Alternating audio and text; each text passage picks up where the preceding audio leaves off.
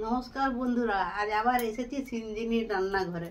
তো আজকে আমি যে রেসিপিটি বানাবো সেটি হলো মাংসের স্বাদে বানাবো আলু সোয়াবিনের তরকারি। একেবারে মাংসের স্বাদে স্বাদ পাবেন এই রেসিপিটা বানালে। আপনারা এই বানিয়ে দেখবেন একবার। এই রেসিপিটা মাংসের স্বাদ থেকেও একবারে আলাদা। মা ঠাকুমারা এই মাংসর বায়না করলে এই তরকারিটা রান্না করে আমাদেরকে খাওয়াতো, ছেলা বুলাতো। তো বাচ্চারা যদি মাংস বায়না করে তাহলে এই রেসিপিটা বানিয়ে খাওয়ানো যায়। তো আমি আজকে রান্না করব আলু সোয়াবিনের তরকারি। দেখতে থাকুন ভিডিওটি প্রথম থেকে শেষ পর্যন্ত, আমি কিভাবে বানাই আমার সঙ্গে থাকুন। এখন আমি উনানটা জেলে দিচ্ছি। বন্ধুরা দেখুন, কড়াই বসিয়ে দিলাম।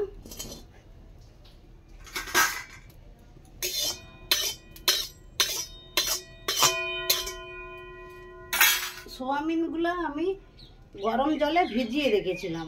আগের থেকে এগুলো গরম জলে ভিজিয়ে রাখতে হয়, তাহলে বেশ ফুলা ফুলা হয়, মাংসের মতন ফুলে যায় একদম। বন্ধুরা দেখুন, এই যে গোটা মশলা নিয়েছি, গোটা ধনা, গোটা জিরা, মৌরি, এলাচ, এই যে এলাচ, দারচিনি, শুকনো লঙ্কা আর লং গোটা কয়েক।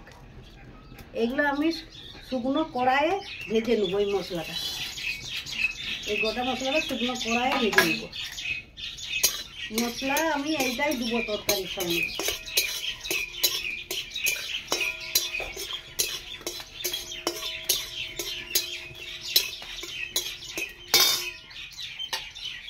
আজকে শিলনোড়া বার করবো না, আমি সব মশলা পিষে নিয়ে এসেছি। আর এই গোটা মশলাটা আমি এই হামাল দিস্তায় পিষে নেব। বন্ধুরা দেখুন, মশলাটা ভাজা হয়ে গেছে, আমি এখন নামিয়ে নিচ্ছি। বন্ধুরা, কড়াইয়ে আমি সরষার তেল দিয়ে দিচ্ছি খানিকটা।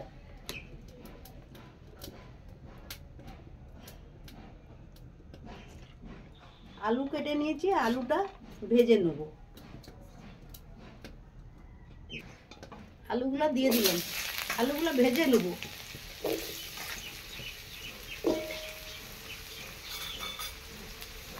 একটু সামান্য নুন দেবো।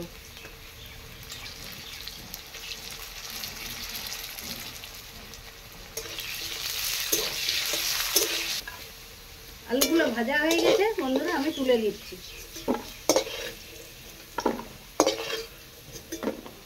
বন্ধুরা দেখুন, এই তেলের মধ্যে আমি পেঁয়াজ কেটে রেখেছিলাম, পেঁয়াজ দিয়ে দিচ্ছি।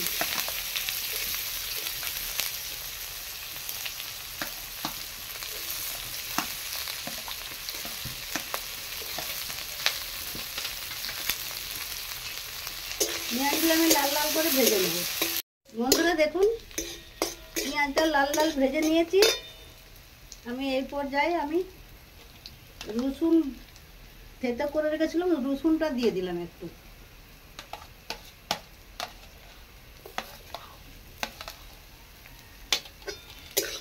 রসুনটা আমি একটু ভেজে নেবো লাল লাল করে। রসুনটা ভেজে নিয়েছি, আদা আর কাঁচা লঙ্কা পিষে রেখেছিলাম, সেটা দিয়ে দিচ্ছি।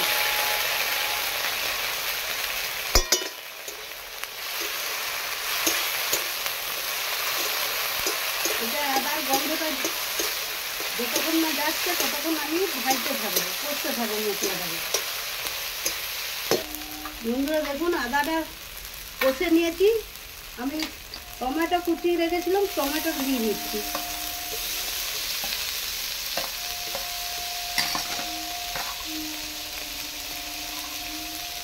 একটু নুন দেবো।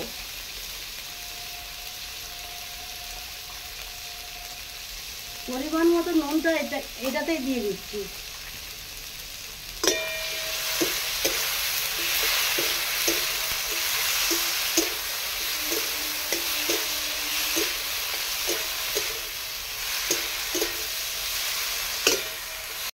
দেখুন, হলুদ গুঁড়া দিয়ে দিলাম।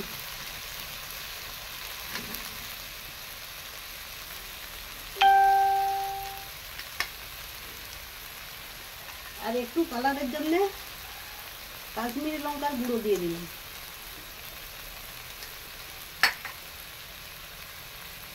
আর সামান্য ধনে গুঁড়া দিই।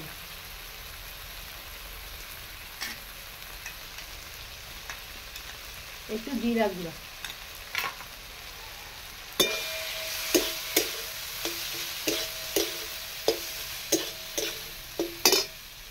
একটু জল দিয়ে কষতে থাকবো।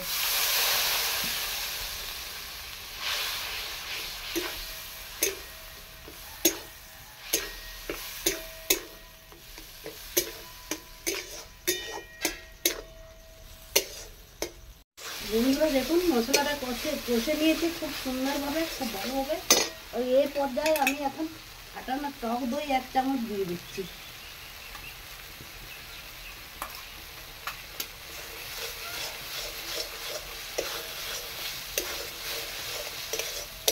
আবার খানিকক্ষণ নেড়ে নেব।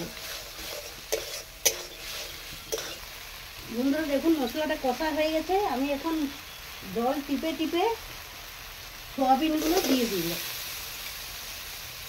সোয়াবিনগুলো ভিজানো ছিল জলে, গরম জলে।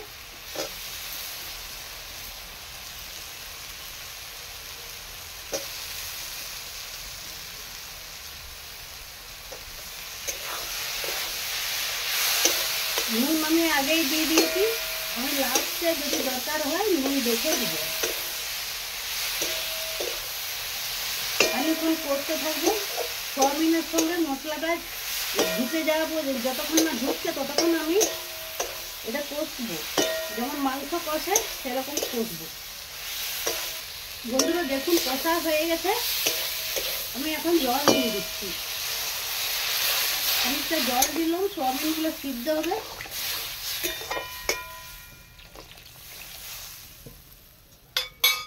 আর ঢাকা দিয়ে দিচ্ছি। বন্ধুরা দেখি ঢাকাটা খুলে দারুণভাবে ফুটে গেছে। তবে আমি এই পর্যায়ে আমি এই যে মশলাটা ভেজে রেখেছিলাম এটা দিয়ে দিচ্ছি খানিকটা।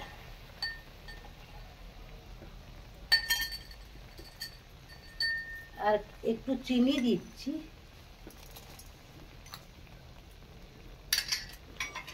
আলুগুলো ভেজে রেখেছিলাম, আলুগুলোও দিয়ে দিলাম।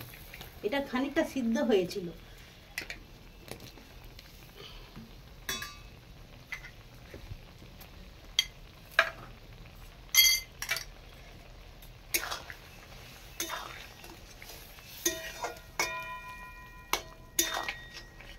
কি সুন্দর পুরো হয়ে গেল। আলুটা একটু সিদ্ধ হোক, আর একটু ঢাকা দিয়ে দিচ্ছি।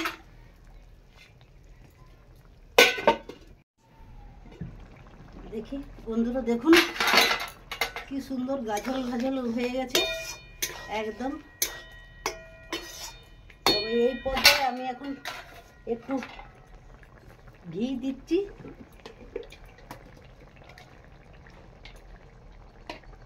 একটু ঘি,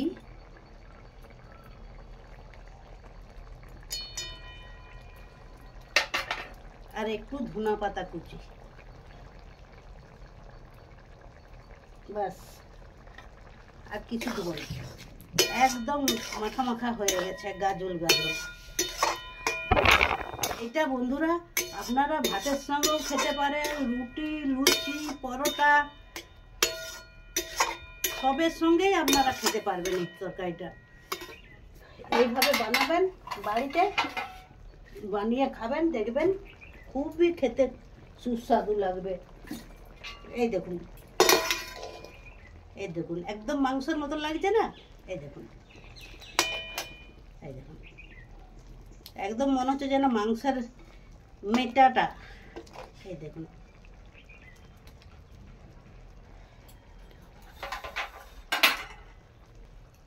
বন্ধুরা দেখুন নামিয়ে নিচ্ছি আমি।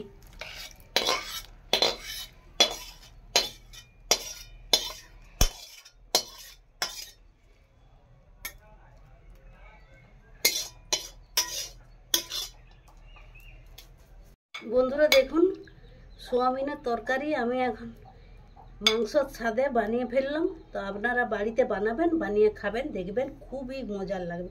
যেদিনকে সবজি থাকবে না থাকবে বাড়িতে, চটজলদি এরকম বানিয়ে নিতে পারে। রুটির সঙ্গে, পরোটার সঙ্গে, লুচির সঙ্গে, ভাত দিয়ে খেতে পারবেন। এইভাবে বানিয়ে খাবেন। আমি একটু দেখছি টেস্ট করে। ভাত তো ঘরে আছে, আমি এখানে বানালাম। একটু টেস্ট করে ঠান্ডা করি, নাহলে মুখ পুড়ে যাবে একটু ঠান্ডা করলে। বন্ধুরা খেয়ে দেখি আমি কেমন হয়েছে। অসাধারণ, একদম অসাধারণ, মনে হচ্ছে যেন মাংস খাচ্ছি। আপনারা বাড়িতে বানিয়ে খাবেন। আবারও বলছি, খুবই সুস্বাদু, যেন মনে হবে মাংস খাচ্ছি। এইভাবে আমি যেভাবে বানালাম ওইভাবে বানাবেন, বানিয়ে খাবেন। ওই জন্য আপনাদের সঙ্গে শেয়ার করলাম আমি। তো বন্ধুরা, ভিডিওটি যদি ভালো লেগেছে থাকে আপনাদের, তাহলে অবশ্যই লাইক করবেন, শেয়ার করবেন, ভিডিওটা দেখবেন, বন্ধুদের মধ্যে প্রচুর প্রচুর শেয়ার করবেন, আমাকে এগিয়ে যেতে উৎসাহ দিবেন। আর চ্যানেলটিতে যারা এখনো নতুন, তারা অবশ্যই সাবস্ক্রাইব করবেন, প্লিজ প্লিজ। ভালো থাকবেন, সুস্থ থাকবেন। ধন্যবাদ।